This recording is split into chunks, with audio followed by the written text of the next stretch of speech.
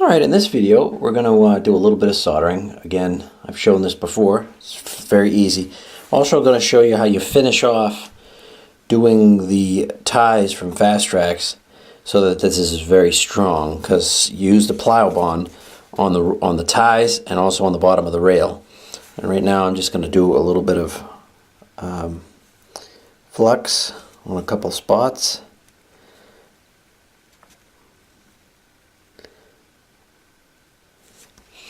And then pop these solder, well no, but you do these solder joints real quick. I'm doing these a little bit different. This is a new tip. I was able to find some new tips because that tip was getting kind of pretty gross. And so what I'm going to do is flow the solder underneath.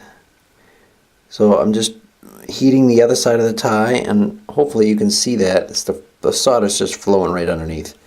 That's really all you need to do. And make sure that it's, hold it down with an MRA gauge. Make sure you do it straight, otherwise if you do it at an angle you can mess up the gauge. And there's not a lot of leeway in end scale. So, and right here between these two solder joints, and probably right here too, I'll do it, but all you do to activate the Pliobond is just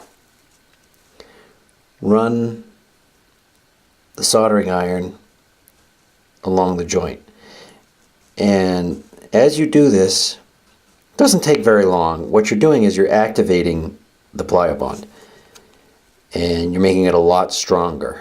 You're burning away the liquid in the Pliobond, and many times you can actually see the stuff bubble up from underneath the rails if you put enough of it on there. And it's a magnificent odor too. But and what that does is it really locks the rail down onto the ties. It's a very strong bond, probably at least as strong as the little spike heads that hold the rails down onto FlexTrack. So it's at least as strong as that, and a lot more flexible. It won't just pop.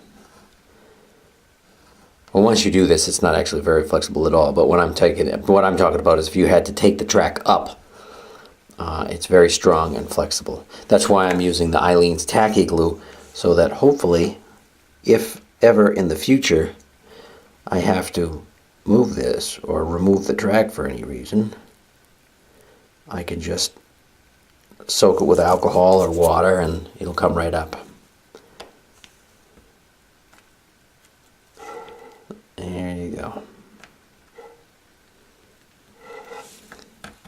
Oops. There you go.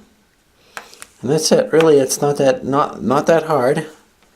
It is a lot more time consuming than slapping down FlexTrack, but I'll always say that wood ties always look better than plastic ties. I don't care what anybody says. Because you end up having to paint them, and paint has a sheen to it. When you paint plastic, it always has a little bit of a sheen. The light reflects off of it, and you can tell in pictures and in real life. But anyway, I hope you're enjoying the videos.